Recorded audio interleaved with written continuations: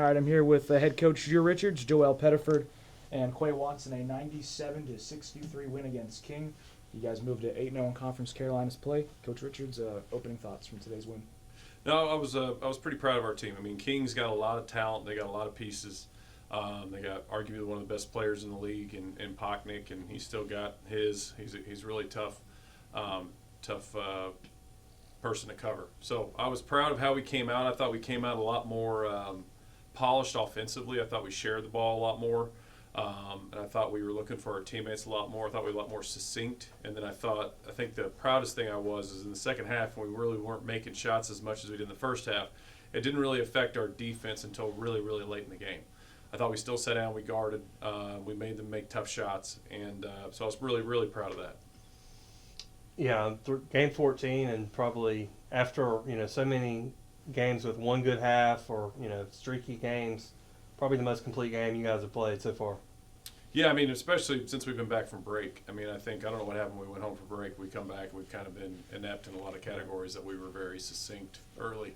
But it was good to see us being a little bit more on the same page. I thought a lot of guys contributed, which was also nice to see. I felt like we've been kind of riding a couple guys on the offensive end the last couple days, last couple games. So it's good to see us as a team effort go out there and show how many pieces we have. So I think when we play like that, we do have a lot of pieces. As long as we can continue to defend and rebound offensively, if we can play like that, I think we'll be a tough cover.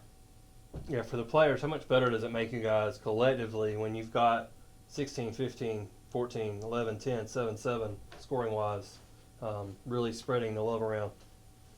It's good, our whole motive was to come in this game, play as a team, share the ball. So, it was gonna be a physical game. So, when we just come out with a lot of energy, we just tend to play well. So I feel like every time we come out with a lot of energy, that's how we always gonna play. And what were some of the keys to the defensive success, holding them to under 40% shooting? For anybody that wants it.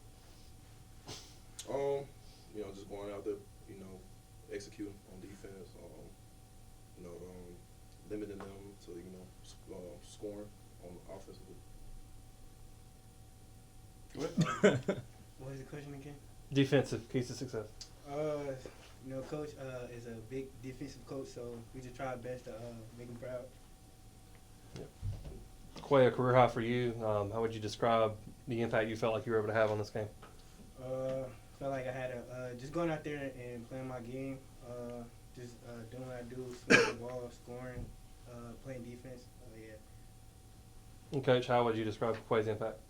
It's important. I mean, he is a steady hand with the ball. He's always been a high percentage scorer since playing even his EYBL days with Team United. I mean, he was always high percentage from both threes and twos, and he always handled the ball really well. And so, we always thought watching him in high school that because he's played against some of the best in the country and produced, we always thought that he would make a step towards a positive step towards our level. We didn't know how soon. Obviously, he was kind of thrown into the fire this year because of some injuries, but we've been really proud of how he's handled it.